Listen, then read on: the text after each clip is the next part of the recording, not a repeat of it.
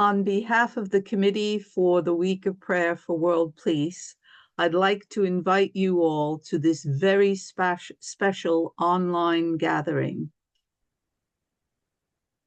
This year, we mark the 50th anniversary of the Week of Prayer for World Peace. 50 years ago, leaders from various faith communities joined together and wrote,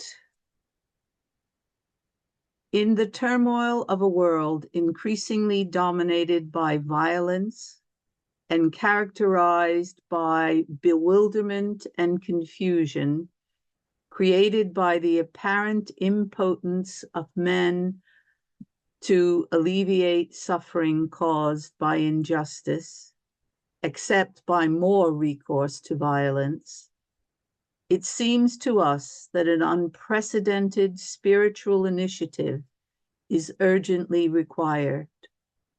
We therefore wish to commend the idea of a World Week of Prayer for Peace."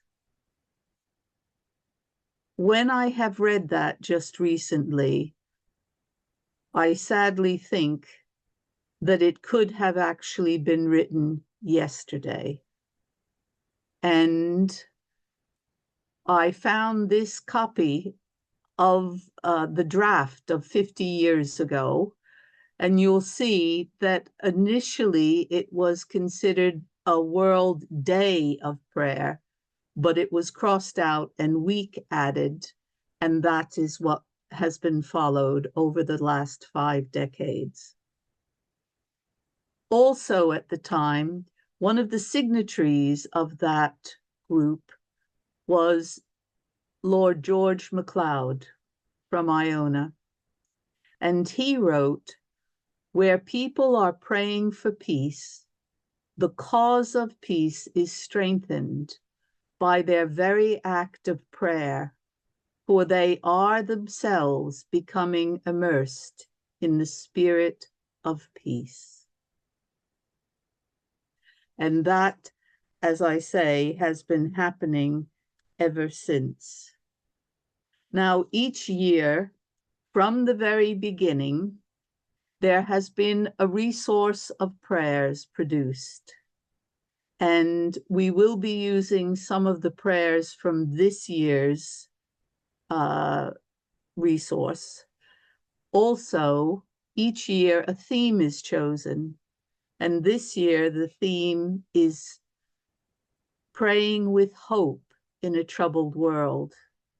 And when the committee chose that many, many months ago, we had no idea how much more troubled our world would be. There is also a theme for each day, and I would ask now, and each year we begin with this prayer of thanks for all faith traditions from the Peace Flame. I'll now hand over to Jan. On behalf of the World Peace Flame Foundation, I have the great privilege today to read the prayer of thanks for all faith traditions. I invite you, if it feels comfortable, to please close your eyes and allow yourself to feel into the depths of these words. We give thanks for those of every faith tradition, named or unnamed, for the variety and richness of human spirituality, for our common quest for truth and our yearning for love, our longing for peace, and our commitment to justice. Thank you, Jen. Each day also has a theme, and the one for today is more that unites us than divides us. And I'd now like to ask Norma Glass to read us the first prayer from today. This prayer is so near to my heart, and it's so relevant to what is going on in this very troubled world. Two peoples, one land. Three faiths, one root. One earth, one mother. One sky, one beginning. One future, one destiny, but one broken heart. One God. We pray to you, grant us a vision of unity. May we see the many in the one, and the one in the many. May you, life of all the world, source of all amazing differences, help us to see clearly, guide us gently and firmly towards each other, towards peace. Shalom. Thank you, Norma. I'd now like to ask Sarah if she will read another contribution from this year's resource. God of peace, come down among us, rain down your peace on the world. Make a path for your goodness, fill every heart with your peace. Thank you, Sarah. Anne, would you like to introduce this video? War no more. We immediately think of war outside, but how much war is inside us? Peace begins with each one of us. So peace needs to be found inside. Recognize that our true nature is peace, and that spreads out so that will eventually be no war on the external level. Walk in my shoes, and I'll walk in yours. Drink from my cup, and I'll share of yours. See through my eyes, and I'll look through yours. Feel with my skin, I'll let you in, and no more will war. Know through my heart, all that I am, peel back the layers of woman and man. Walk with my God, same old as you.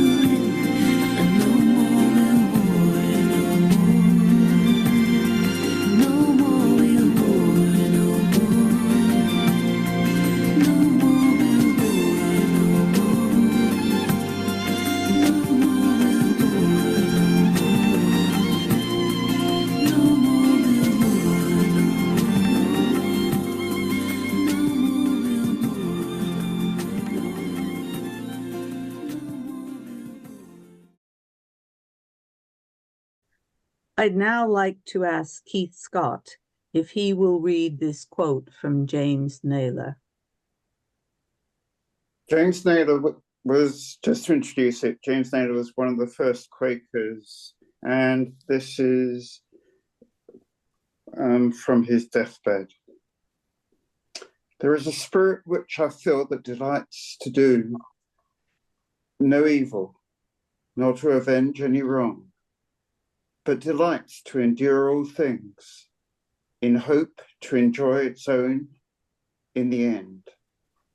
Its hope is to outlive all wrath and contention, and to weary out all exhortation and cruelty, or whatever is of a nature contrary to itself. It sees to the end of all temptations, as it bears no evil in itself, so it conceives none in thought to any other. If it be betrayed, it bears it, for its ground and spirit are the mercies and forgiveness of God. Its crown is meekness, its life is everlasting love unfeigned, and takes its kingdom with entreaty, and not with contention, and keeps it by lowliness of mind. In God alone it can rejoice, though none else regard it, or can own its life. Sorry, I'd now like to share with you a video, which I won't say anything about, as we will hear directly in a few minutes from the speaker. Me and Butterfly. I'm a dreamer. I have the dream of a peaceful life where there is no fear of being myself and having my own dreams. For sure, Taliban wants to keep me in darkness and kill my dreams, to just keep me silent. But I know that my colors can speak louder than my words and my voice. Playing with the colors is just like playing piano. First of all, I learn the rules, then I'm going to forget them, and finally I start playing that with my heart. Because of this, I love piano and colors. Sumaya asked it, why you're drawing this butterfly this much colorful? I answered that, see, isn't it beautiful? Although the colors are different, but they look so beautiful together. And they're not fighting. They have peace. They're not fighting because of their different shade. Instead, they accept the difference.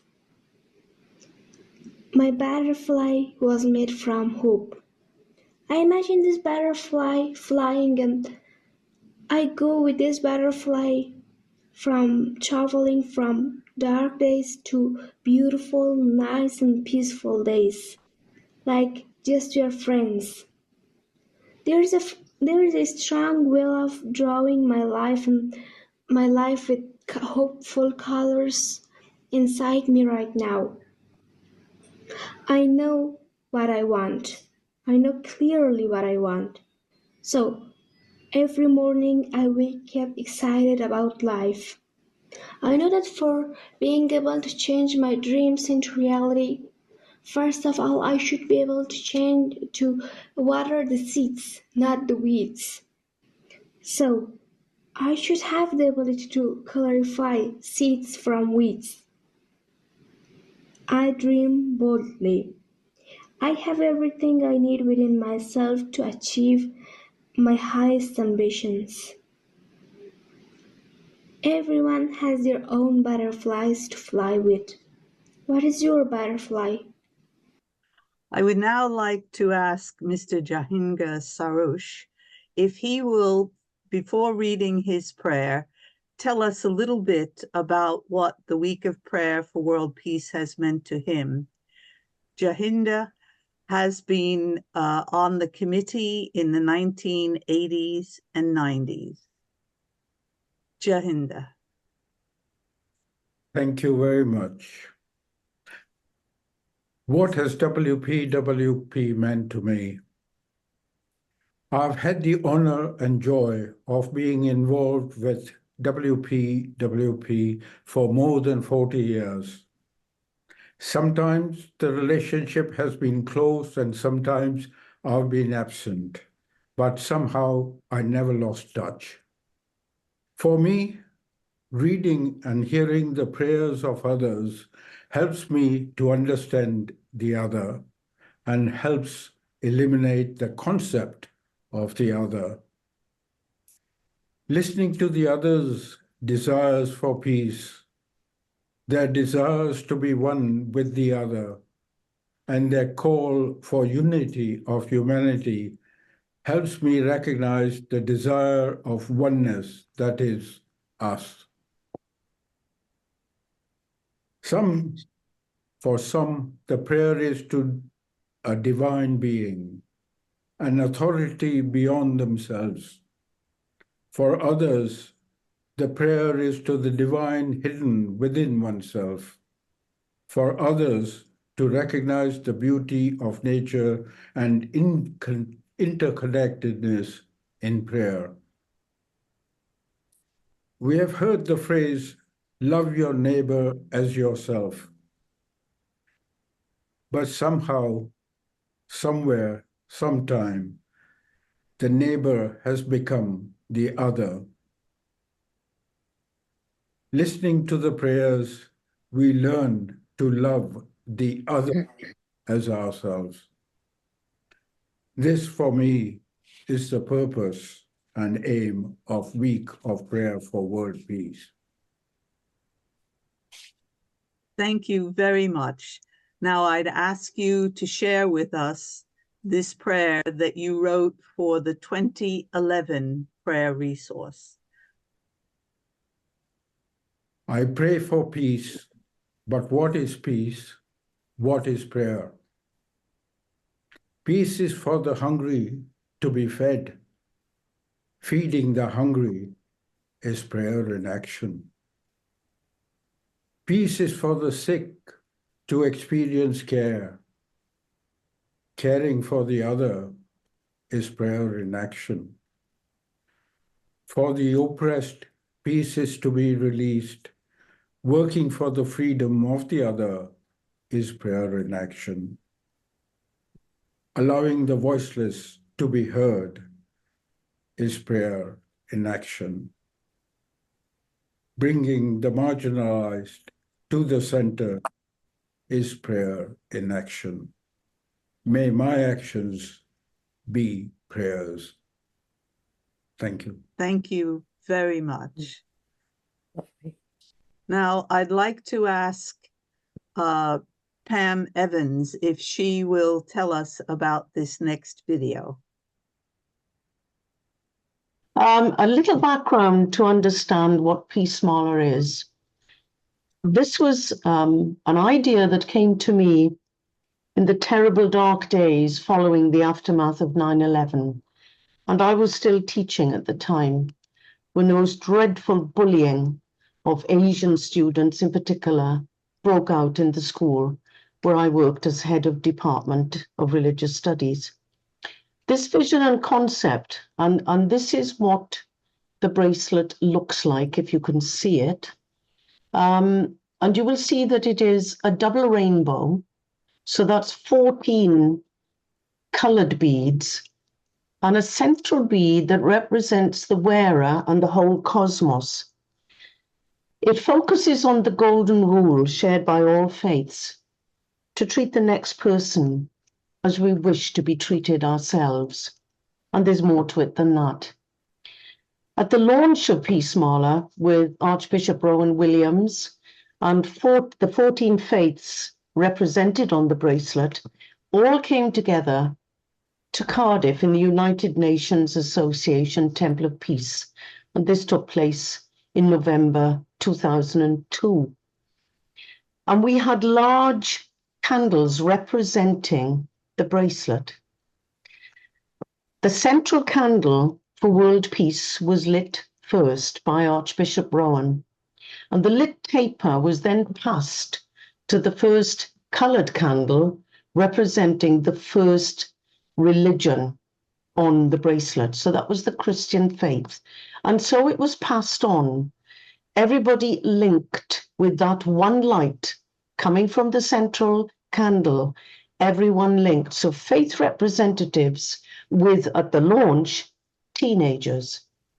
Since then, those candles have been relit in interfaith ceremonies for world peace in different parts of Wales, in cathedrals and churches mainly, but also in Manchester, England as well. This year we did something entirely different. For the first time ever, an actual school, a Peace Marler school, offered to host this sacred ceremony for world peace. And it links in as closely as possible to the International Day of Peace for the United Nations. So this year, we did it on the 24th of September.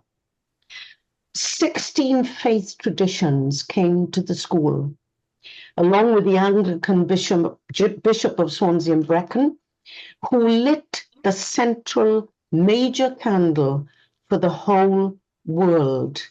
And these two children read our prayer for peace in the Welsh language first and in the English language afterwards.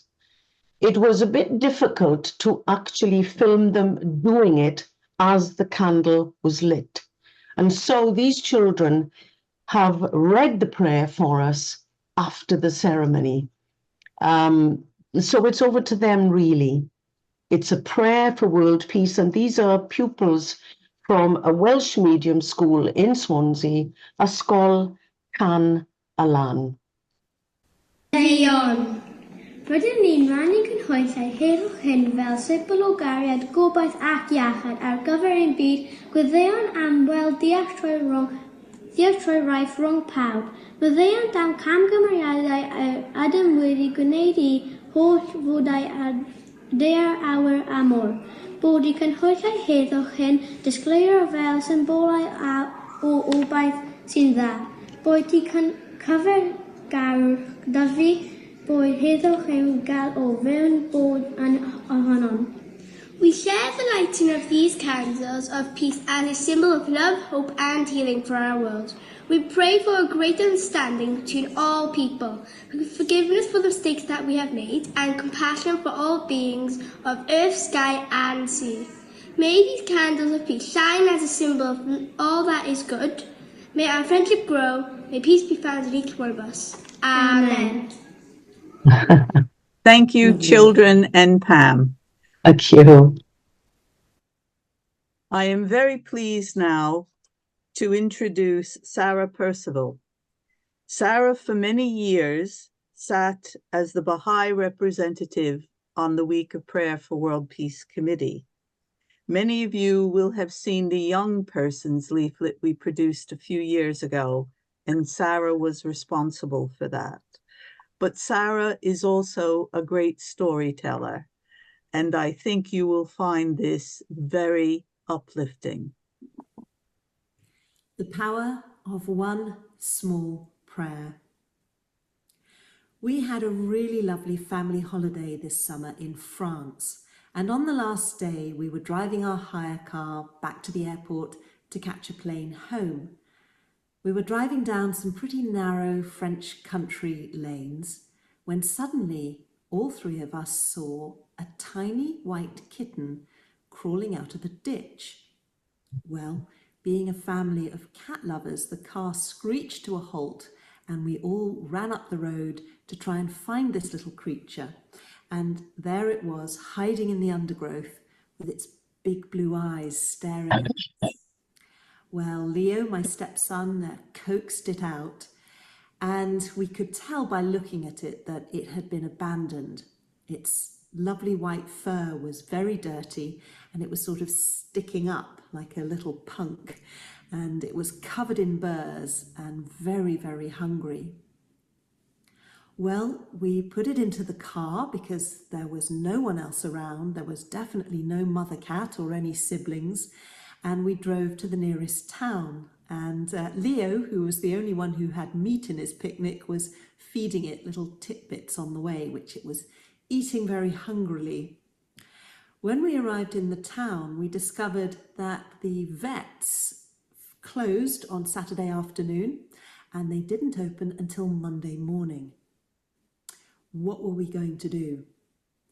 We had a plane to catch, the time was ticking away, and this little furry feline fugitive was in the car, and we desperately needed to find someone who would look after it, or at least until Monday, to take it to the vet.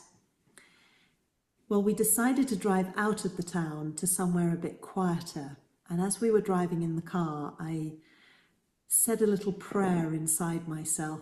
Please, please help us find someone who's kind enough to help this little kitten.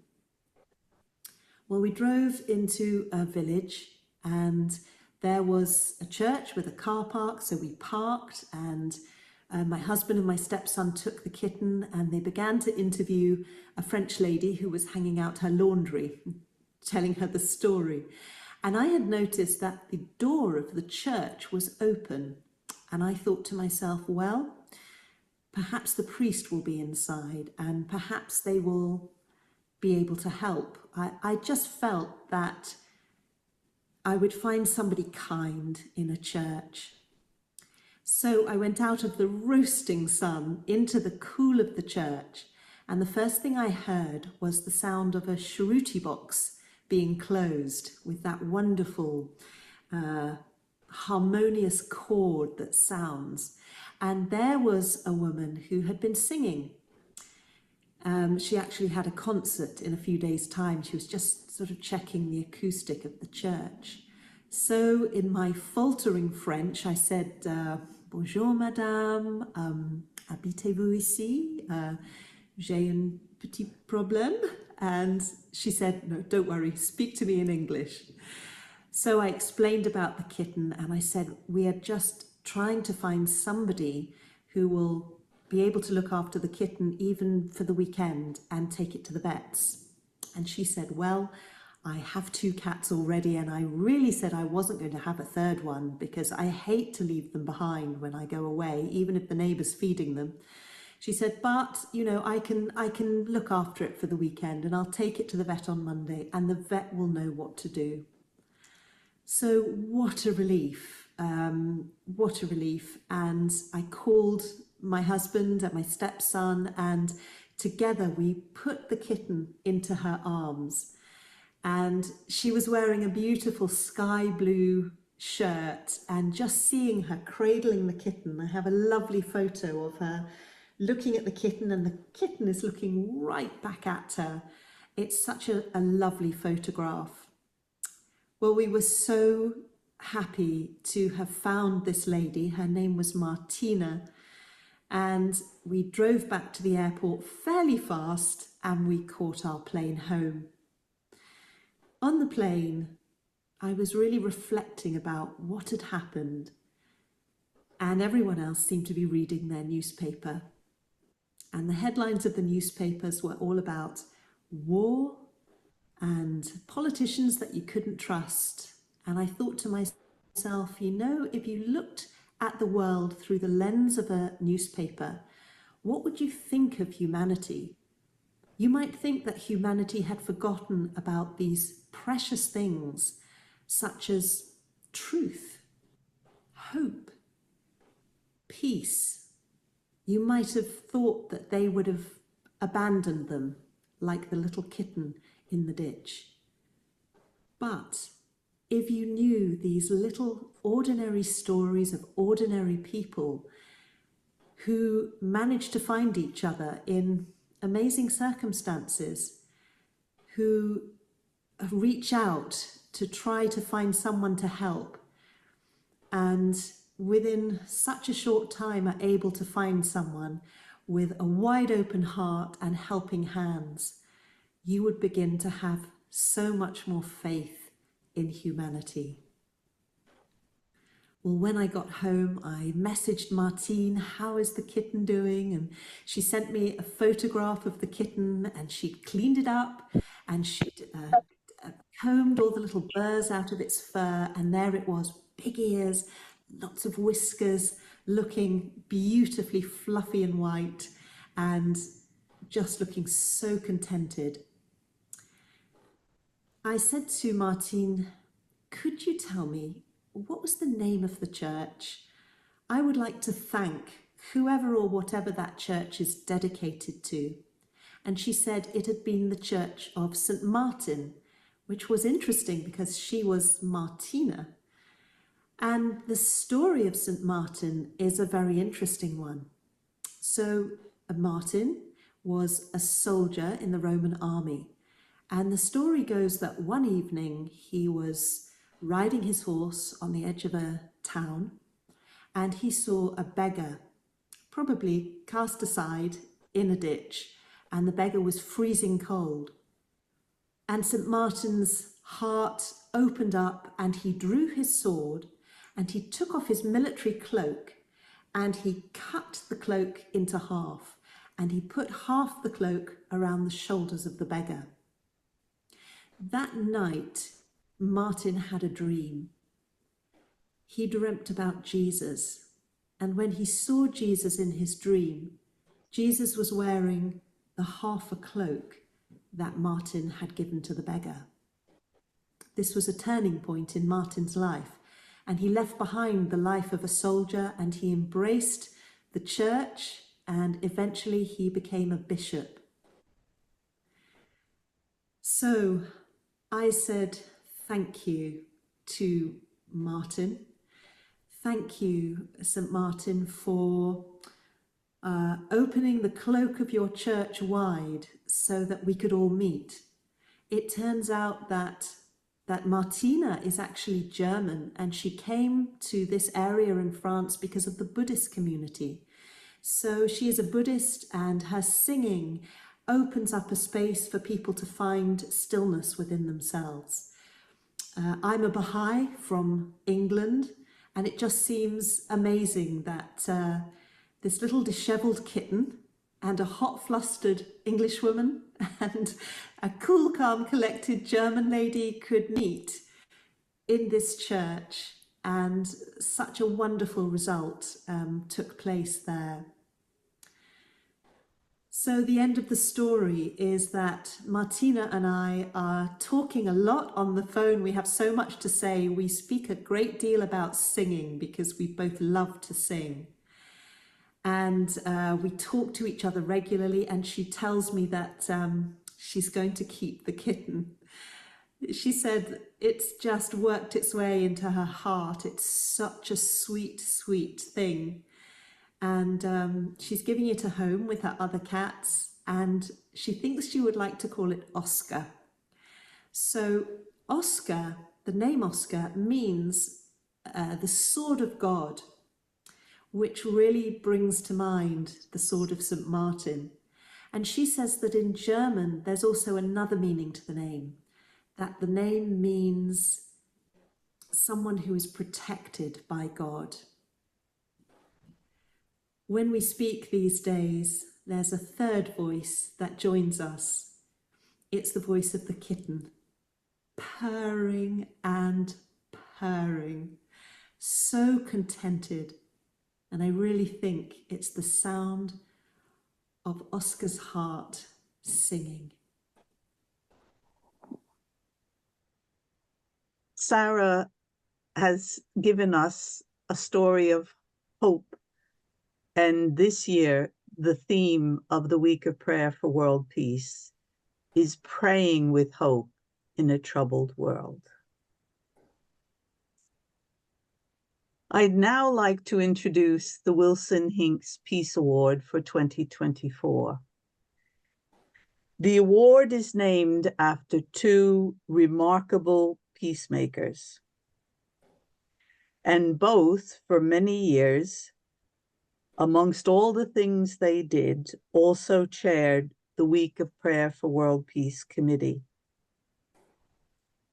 We're pleased today to have Lawrence Wilson and John and Anthony Hinkes, their sons, with us, which is making the 50th anniversary very special. In the picture on the left, Gordon is on the far right, left, standing next to another peacemaker, Vera Brittain. In the center is the then Archbishop of Canterbury, Archbishop Ramsay, and the young man next to him is Canon Paul Erstreicher, who started the Week of Prayer for World Peace many years ago in New Zealand, and we send him all our best wishes on his 93rd birthday, which is this week. On the right, Sydney is doing what he did well, witnessing for peace. You may also notice in the background another famous peacemaker, Bruce Kent. I'd now like to hand over to Keith to introduce the first of our award recipients this year. Yes, I nominated Jeff for the Peace Prize this year because I've only known him a fairly short time, for about a year, on the Quaker Voluntary Action Committee. But the more I've known about him, the more I've found out about him, and his life of service and dedication to peace is truly humbling. Just a few of the highlights: he's been a member of Quaker Peace and Social Witness Central Committee of the Quakers 6 years and was co-clerk. He was involved in the National Memorial Arboretum, became the trustee of the group that established a memorial to the millions of civilians who've been killed in war. He's been the clerk of Quaker Peace Studies Trust. He's been the chair of Hertfordshire City of Sanctuary. And yes, I'm just really impressed by him. So over to Jeff. Thank you. If you'd like to share with us some of your thoughts, Jeff. Well, thank you very much, friends. I hope I'm heard. And I've been asked to speak for only 3 or 4 or 5 minutes, and I hope what I say doesn't last longer than that. Anyway, in amazement at receiving this prize, I have taken a little while to prepare a few words.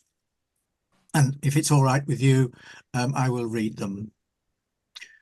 So first of all, thank you very, very much indeed for the Wilson Hinkes Award. And it was totally unexpected. As Keith has already mentioned, I'm clerk of Quaker Peace Studies Trust in Bradford, England, and I was away at the weekend clerking that event. And whilst I was away, my wife, Jill, again unexpectedly, framed the award, which will hang in my office later today.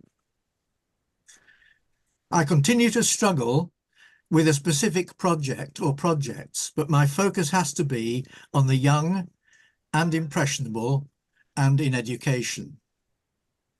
I've been a teacher in secondary schools all my working life, and in school holidays took groups of students abroad to North Africa, the Middle East and beyond.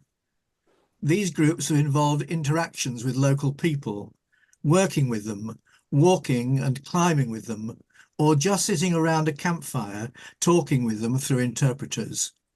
Who knows what effects these interactions have had? It seems in my travels in the UK and worldwide, the glamour and indeed excitement of war are the two main elements that are pushed by the military in attracting young people into the armed forces. For example, when walking into the Royal Welsh Agricultural Showground towards the Churches Together tent, the first thing to see are military displays. Military hardware, guns, and lots of them, tanks to climb on and in, and rifles to practice with. There are other factors, of course, such as comradeship, being part of a team, making a difference in the world that are part of the attraction. It is these and other factors that could be that could so easily be brought into greater focus in other activities that are far less publicised than the military side of things. This is not meant to be a denunciation of the military per se, but about changing people's attitudes to solving disputes between nations, dialogue and prayer rather than violence. Collaborative work, as distinct from competition, is increasingly seen in some educational circles as to the future focus of the way in which we interact as human beings. Collaborative games, as distinctive from that beggar thy neighbour, such as Monopoly, are becoming exciting. How can we play and pray together so that we all collectively succeed, preventing the othering which is so familiar today? So how will I use the money? So working with the Herefordshire City of Sanctuary and other community projects, such as the Community Land Trust in Hereford, I will focus my use of the money on outreach in schools and beyond, and with Quakers and all faith groups. Thank you very much indeed. Thank you very much, Jeff. And his wife is holding his certificate for us. She is, yes. And it brings tears to my eyes because my wife, I was totally unexpected when I came home, she'd framed it. Thank you. Now, I'd like to ask Aziz Raish if he will introduce the 4 young women who are also recipients of this year's award. Aziz himself was nominated by one of the committee, and he came back to us and said he would prefer that the awards go to these 4 women. Yeah. Over to you now. Thank you. It's my true honor to be here representing all my students in the class education program from Afghanistan and one of the classes in Quetta, Pakistan. These 4 girls, they are activists of peace, and one of each of them, they have the groups that they're leading, and there are 100 of these groups of 5 members. They also have their subgroups, which encompasses around 4,300 students in different provinces of Afghanistan. Despite all the restrictions and the brutal acts of the Taliban against women, they have maintained their resilience, their courageous spirit, and I am here honored to thank Mr. Dr. Farzin Rahmani, who also introduced me to this award, and he is actually the one who co-founded this class education program with me, and early after the months after the fall of Afghanistan to the Taliban. I'm really happy here now to thank him, Shida, and also Suraya Mohammadi, Khatema Fayaz, Sahar Rezayi, and Fatima, whose video was displayed a while ago. This is a true honor for all the girls in Afghanistan to have the support and the protections for their cause from all over the world. Thank you so as well. Thank you.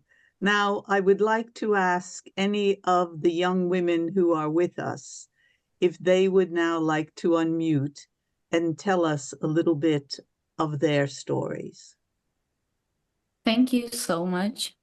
Hello and warm greetings to all. I am Sahar Rezayi, team leader of Team Iman in the Peace on Earth game, and it is a profound honor to be recognized today with the Wilson Hinkes Peace Award. I'm truly grateful to join this gathering of dedicated peace activists and compassionate souls. On October 11th, 2023, Team Iman was formed under the guidance of Mr. Aziz Raish, consisting of myself, Aqila Yavari, Zahra Alizada, Mursal Alizada, and Banin Alizada. The 5 of us came together unified by a shared vision for a more peaceful world and a steadfast commitment to making it a reality. We started with simple steps, focusing on building deep connections among ourselves and fostering friendships and transcend words. This unity within our team became a ripple, touching our families and spreading outward to the broader communities we were each involved with. Together, we encouraged our families, friends, and communities to embrace the role of peace ambassadors. One of our significant initiatives involved meeting with clergies in Kabul mosques. We have invited them to join us in the peace movement. We extended our outreach even further, connecting with diverse ethnic groups, including Tajik and Pashtun communities, fostering inclusivity and mutual understanding through the Peace on Earth game. In pursuit of my personal dreams and goals, I had to leave Afghanistan and part ways with my team physically, but our connections remain as strong as ever. Our shared dream of peace continues to unite us, regardless of distance. My vision now extends beyond just inviting individuals to become peace ambassadors. I am working towards a goal that I believe will strike at the root causes of conflict, making education accessible to everyone, instantly and universally, so that no one is deprived of the opportunity to learn, grow, and become aware. I deeply appreciate the dedication and hard work that the Peace on Earth game community has put into building a peaceful world. With the unwavering belief in our mission and the steadfast steps we take each day, I am certain that together we are creating a future where peace is not just a dream, but a reality by 2030. Thank you so much. Thank you very much, Sahar. I'd now like to ask Khatema if she will unmute and tell us her story. Okay, thank you so much. Hello, everybody here. I'm really pleased to be here with you tonight. And I'm Khatema Fayaz from Afghanistan, the team leader of Meher Group. As you know, the circumstance in Afghanistan in these 3 last year, we Afghan girls handed each other to stop this history. I think it is enough that the history of Afghan women be a violence. We want to be heard. We want to be seen. It's okay that we are experiencing the most difficult period of our life, but we hold no malice in our heart, not even towards of Taliban.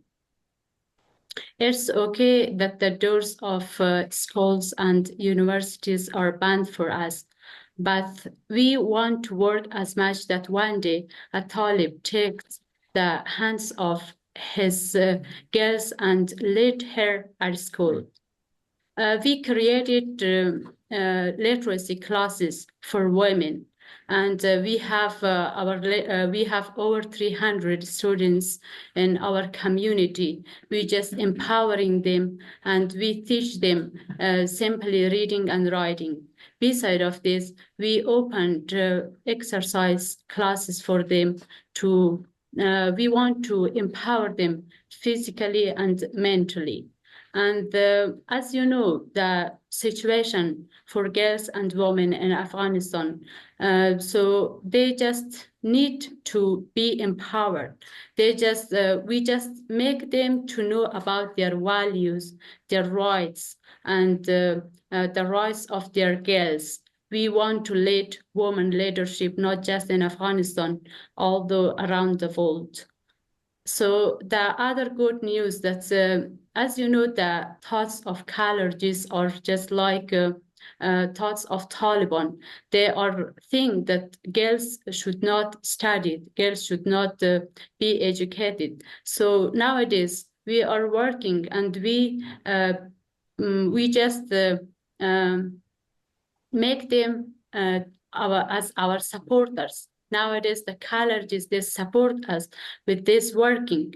We are talking with them about the cooperating, about the power of abundance, love, helping each other.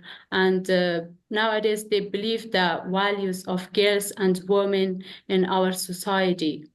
And also in our community, as we have literacy classes for our mothers, we creating inside of their classes just group. We make them five members in each group. And we want to make show it to them that how much the power of helping, cooperating is more. And nowadays they know about the value of helping each other. They love each other. They just be as a friend with each other. And it is really great. Thank you so much. Thank you very much. So, hello everyone. I hope all of you are doing well. This is Miss Suraya Mohammadi, one of the students of the Classroom Education, a member of Peace Group, and as well the manager of the Hamdali Association, and as well a peace activist who is living right now in Kabul, Afghanistan, and I'm 17 years old.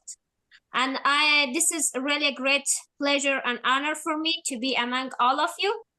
And I want to express my deepest gratitude for WPWP committee for selecting me and my friends for this year award. This recognition is incredibly meaningful for me and my friends, and will inspire us to continue as much harder as in the past. And as well, I would also like to extend my heartfelt thanks to my estimated manager, Mr. Aziz Raish, for nominating me and my friends for this prestigious award. So this award is not just a personal achievement. This is a beacon of hope and an inspiration for me and for my other friends, and as we are working as a community. It symbolizes the resilience, determination, and the dreams of all those who strive for a better future despite the enormous challenges that they face. So as it was thought that I should talk about the projects that that we are having right now in the Kabul. So I'm going to start with these, that as all of you know, the situation right now in Afghanistan for girls, they are as much hurt, and we are facing as a girl lots of challenges. But the main point is this, that we didn't give up. As a community, we start that we should work together. You know, the meaning of peace for everyone, it's different. For me, as an Afghan girl who right now lives in Afghanistan, and as a girl who always experiences war, as I just am one of the students of the Said al-Shahada High School, which is exploded in 2021. So for me, the meaning of peace is completely different. It means life for me. It means that a life without war, a life that you have, that everything that you want, you can do. A life that you are free. It doesn't matter where you're a girl or where you're a boy.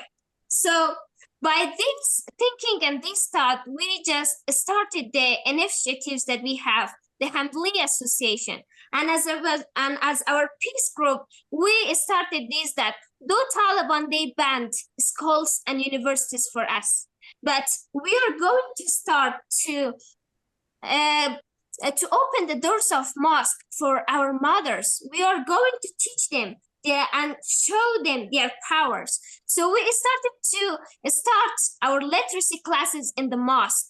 A mosque is a place where people pray. So we started to change these places to a place we're going to start our leadership over there, and we're going to start and teach our mothers there. And this cause that we should talk with the colleges, as Khatema as well said, that the mentality of colleges are the same as the Taliban.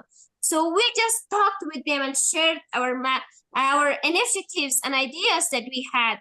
And after that, we just had colleges, they accepted that they should live as that we can teach our mothers in the mosque. And right now it is up to 6 or 7 months that right now we are teaching mothers. We have literacy classes, and we are teaching them how to read, how to write. And we have about 80 students that they are teaching in Kabul.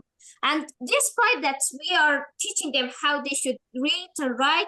We are introducing them with the powers of women, their value, and the effects that they are going to have in a society. Besides these projects, we had lots of projects for bringing peace on earth by 2030. So as a member of as a peace activist and as a member of the Sulh group, I decided this and I learned this, that by working together, we can change the world in a better place. And as we work together, we are going to contribute others. Even we are in this thinking that by these projects and these initiatives and these thoughts that we are going to have, even we can change the Taliban. One day, the Taliban, they're going to be our supporters. And we are thinking that peace is the thing that in this world, we really need this. And by gathering together and by sharing our experiences together, we are going to have peace in the world. So as a human, we deserve to be respected. Everyone has right to do what he or she wants. But right now in Afghanistan, just because of our gender, we are deprived of everything. We want to stop this. We want to have a world that everyone is free, everyone has their rights, not just because of their gender, just because of this, that they are human.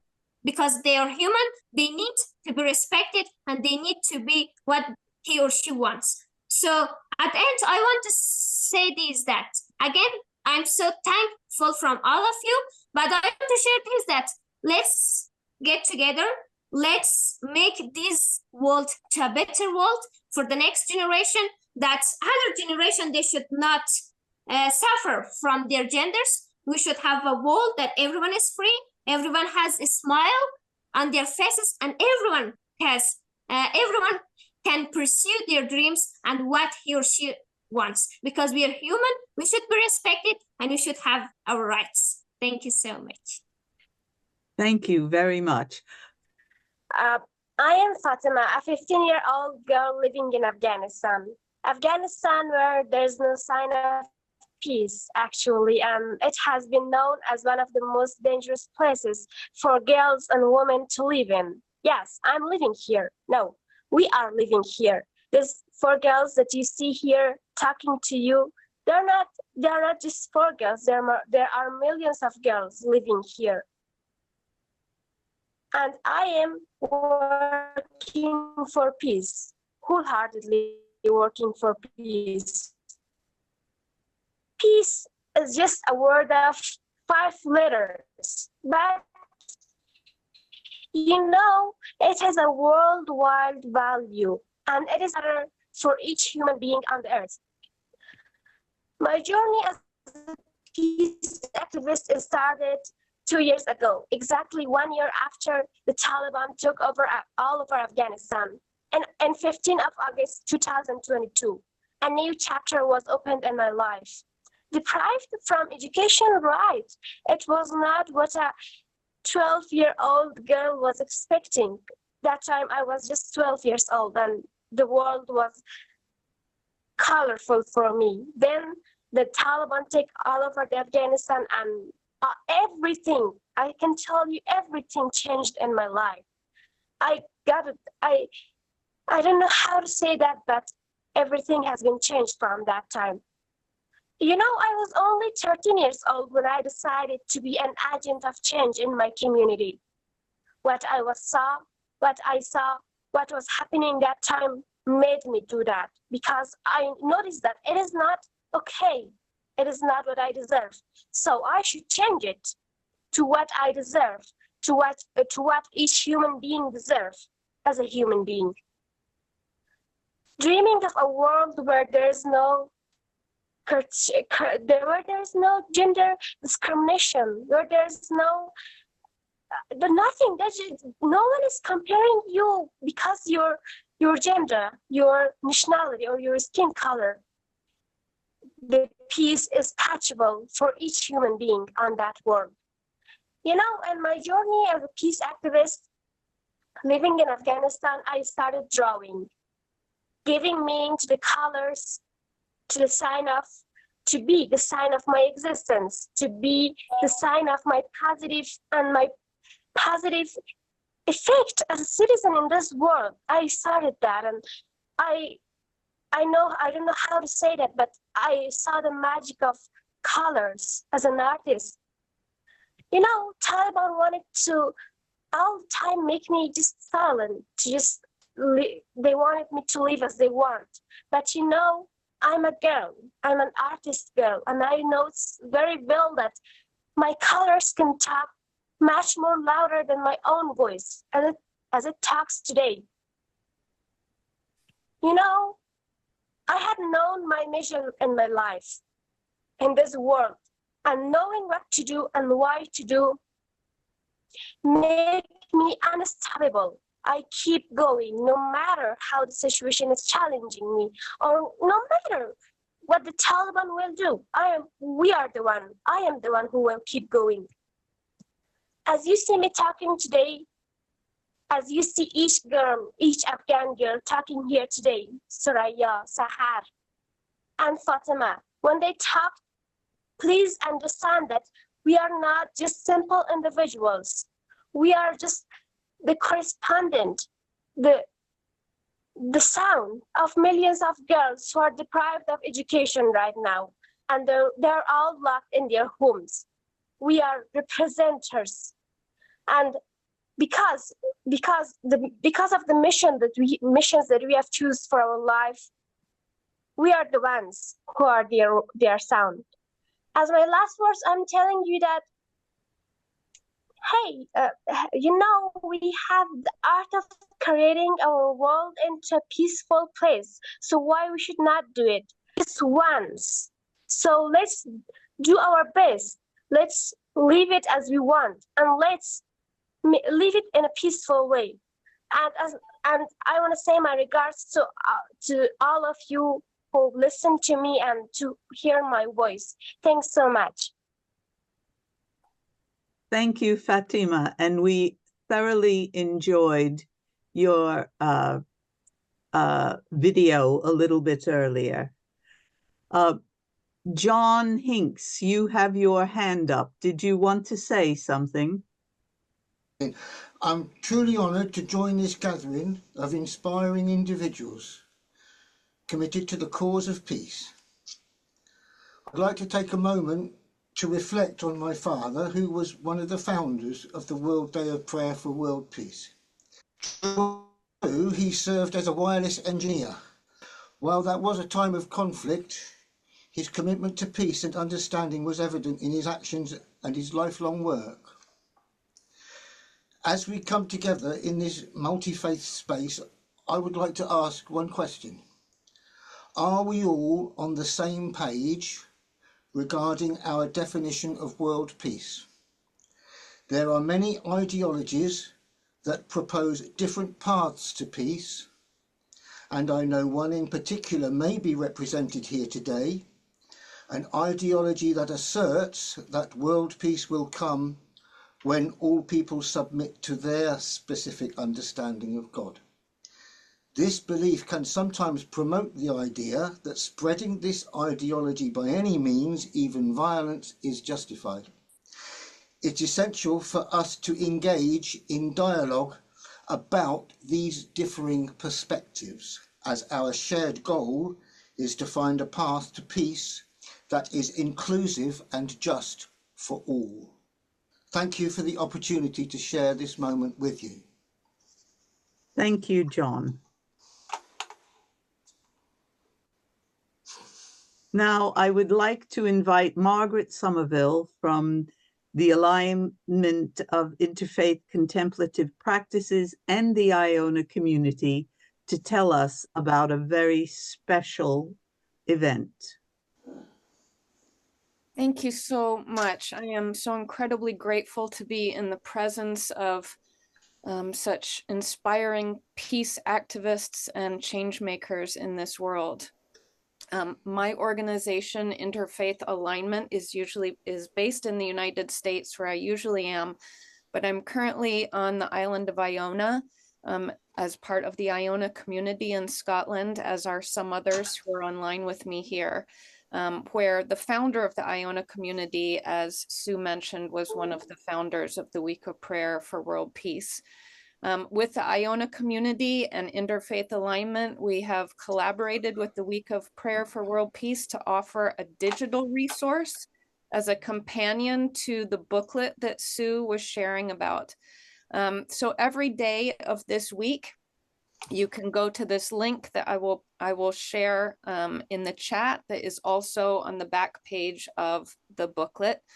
And each day opens up a prayer for peace from a different tradition and a different part of the world.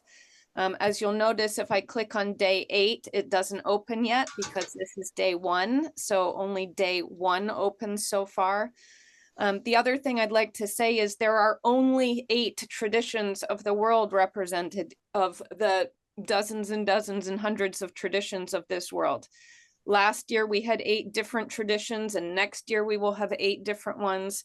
I know it does not feel good if you do not see your own tradition there, but these are the 8 world leaders who have come together to offer prayers for this year's Week of Prayer for World Peace. So I offer you with deep gratitude and in this inspiring space, day 1 of the digital resource of the Week of Prayer for World Peace. Hello, everyone. My name is Ali Yousefi, and I'm honored to be joining you for this week of Prayer for World Peace and to share with you a quote and a song from the Baha'i Faith. Baha'u'llah, the prophet founder of the Baha'i Faith, said, "The well-being of mankind, its peace and security are unattainable unless and until its unity is firmly established." We're currently living in an age where the need for this unity is more apparent than ever. And it is through our lives, through the efforts we make, through the lives we choose to live, and through the confirming grace of God, that this unity will be established. Change is always accompanied by tests, and this age is definitely seeing its fair share of them. So I chose to share with you a quote that always fills me with hope, which is also why I chose to set it to music. The quote says, "Do not think the peace of the world an ideal impossible to attain. Nothing is impossible to the divine benevolence of God. If you desire with all your heart friendship with every race on earth, your thought, spiritual and positive, will spread. It will become the desire of others, growing stronger and stronger until it reaches the hearts of all men. Do not despair. Work steadily. Sincerity and love will conquer hate."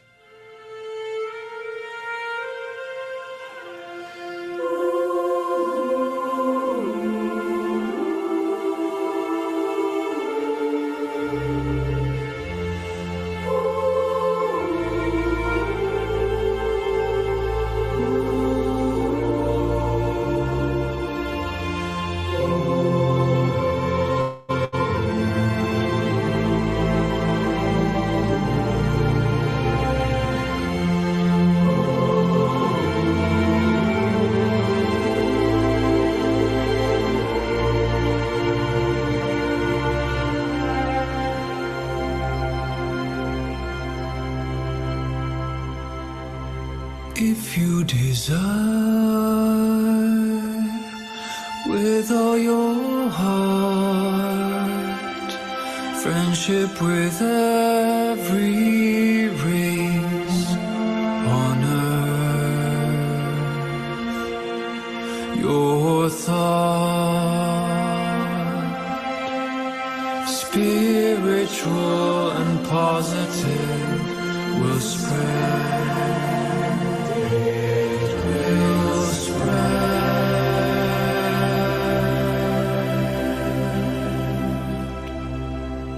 It will become the desire of others, growing stronger and stronger and stronger and stronger, growing stronger and stronger and stronger and stronger. teaches the minds of all.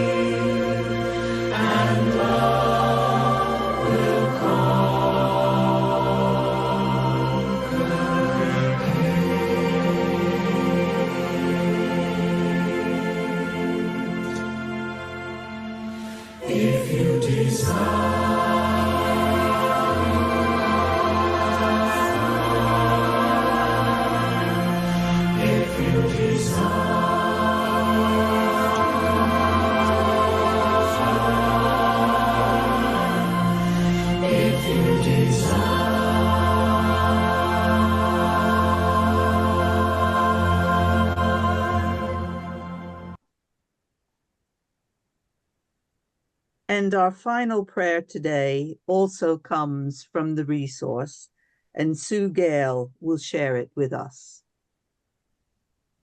Thank you, Sue. This prayer also continues that theme of do not despair, giving encouragement and hope for the times when our efforts of peace can seem very futile.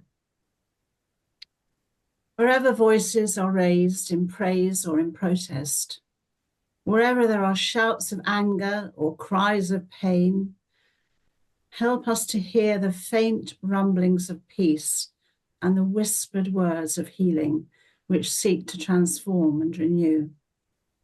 Help us to know your faithful presence in this world of unraveling.